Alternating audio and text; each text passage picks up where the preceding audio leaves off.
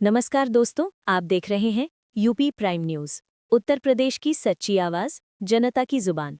अगर आप भी यूपी की हर बड़ी और ताज़ा खबर सबसे पहले पाना चाहते हैं तो हमारे चैनल को लाइक, कमेंट, शेयर और सब्सक्राइब जरूर करें ताकि हर अपडेट सीधे पहुंचे आपके मोबाइल स्क्रीन पर सबसे पहले। तो चलिए शुरू करते हैं आज 23 अक्टूबर 2025 की 25 बड़ी और ताज़ा खबरें उत्तर प्रदेश से। मुख्यमंत्री यूपी के योगी आदित्यनाथ ने कहा है कि राजनीतिक इस्लाम ने सनातन परंपराओं को कमजोर किया है और इसे इतिहास में अक्सर नज़रअंदाज किया गया। उन्होंने हलाल सर्टिफिकेशन को लेकर बड़ा बयान दिया, ये दावा करते हुए कि इससे आतंकवाद और धर्मांतरण जैसी गतिविधियों को बढ़ावा मिल रहा है।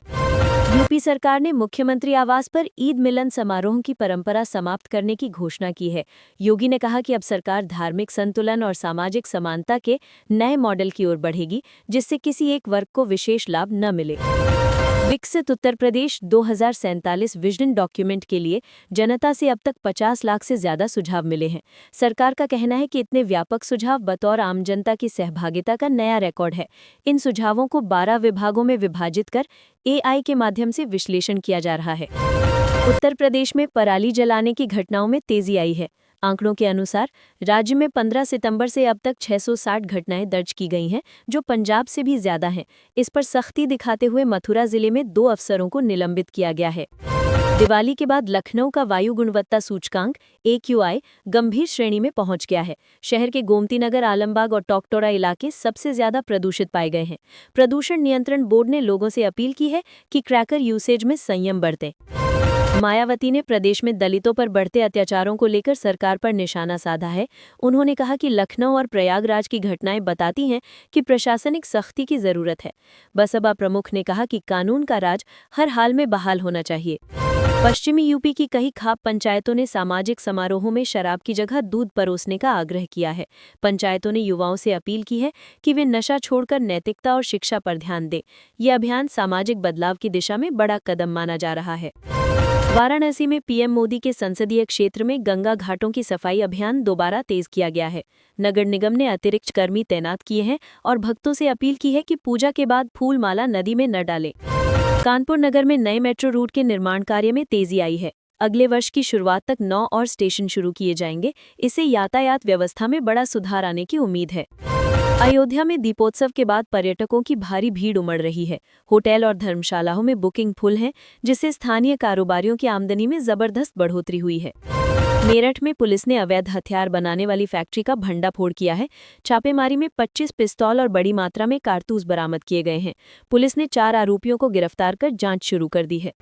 नोएडा प्राधिकरण ने आवासीय कॉलोनियों में अवैध निर्माण पर बड़ी कार्रवाई शुरू की है।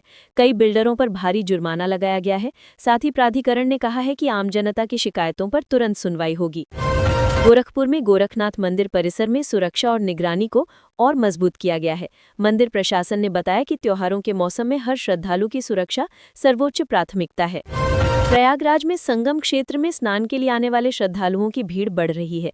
प्रशासन ने अतिरिक्त जल पुलिस और मेडिकल टीमें तैनात कर दी हैं ताकि सुरक्षा और स्वास्थ्य सेवाएं सुचारू रहें। लखनऊ विश्वविद्यालय में छात्र संघ चुनावों को लेकर माहौल गर्म है। अलग अलग गुटों के बीच प्रचार अभियान पूरे जोरों पर है। प्रशासन ने निष्पक्ष चुनाव के लिए सख्त निगरानी की व्यवस्था की है।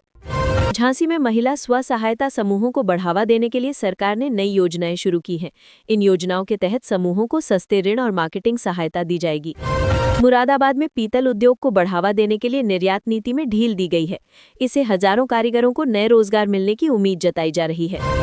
बरेली में जिला प्रशासन ने सड़कों पर बढ़ते ट्रैफिक को देखते हुए नई ट्रैफिक योजना लागू की है। प्रमुख चौक चौराहों पर ट्रैफिक पुलिस की तैनाती दोगुनी कर दी गई है। आगरा में ताजमहल आने वाले विदेशी पर्यटकों की संख्या में 20% की बढ़ोतरी दर्ज की गई है। पर्यटन विभाग ने इसे सकारात्मक संकेत बताते हुए सुविधाओं को और बेहतर करने की बात कही है। अमेठी में नए औद्योगिक पार्क की नींव रखी गई है। इससे जिले में लगभग 10,000 लोगों को रोजगार मिलने की संभावना है। मुख्यमंत्री ने कहा कि इससे पूर्वांचल के औद्योगिक विकास को गति मिलेगी। सीतापुर में शिक्षा विभाग ने 50 से अधिक स्कूलों की जांच की है। कई स्कूलों में शिक्षकों की अनुपस्थिति और मिड डे मील में अनियमितता पाई गई है। प्रशासन ने रिपोर्ट तैयार कर कार्रवाई के संकेत दिए हैं। सहारनपुर में बागवानी विभाग ने किसानों के लिए नई तकनीक अपनाने की अपील की है। ड्रिप सिंचाई और जैविक खाद को बढ़ावा देने के लिए कार्यशालाएं आयोजित की जा रही हैं। बलिया में गंगा के कटाव से कई गांव प्रभावित हुए हैं। प्रशासन ने राहत शिविर बनाए हैं और प्रभावित परिवारों को मुआवजा देने की प्रक्रिया शुरू की है।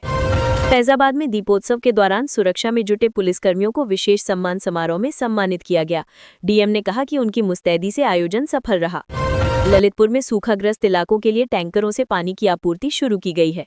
प्रशासन ने कहा कि बारिश की कमी से प्रभावित इलाकों में राहत कार्य जारी रहेंगे। तो दोस्तों, ये थी आज की 25 बड़ी खबरें उत्तर प्रदेश से।